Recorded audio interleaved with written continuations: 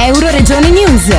Vicepresidente, dati indubbiamente quelli turistici di valore, tutti che volgono al segno più, con una politica che è stata fatta in questi anni che evidentemente ha dato i propri frutti. Sì, è stato un lavoro complessivo fatto assieme a tutti gli operatori del territorio, merito è anche loro, oltre al fatto che noi si sia creato appunto questo piano strategico, lo si abbia applicato eccetera, e oggi al termine di questo periodo possiamo dire che in 3 anni e mezzo, in 4 anni, dal momento in cui abbiamo deciso di cambiare le strategie, abbiamo avuto oltre 1.200.000 persone in più in Friuli Venezia Giulia, ospiti della nostra terra.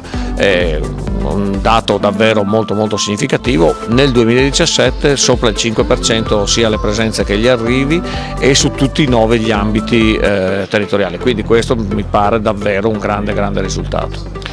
Allora, crescita e quindi continua ad esserci, però c'è anche un discorso di mantenimento poi dei dati, perché questa può essere una scommessa che però è già iniziata.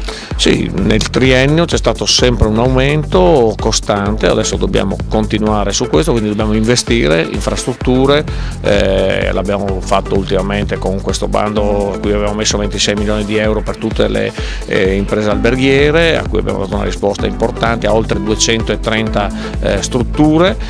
Bisogna continuare sia sulla parte muraria, sia sulla parte di logistica. Essere qui in aeroporto a presentare i dati ha proprio questo significato, e dal punto di vista anche poi della formazione professionale, che è l'altra cosa. Abbiamo formato oltre 1.500 persone in questi 3 anni, devo dire che dobbiamo continuare con forza su questa strada, che è una strada molto positiva.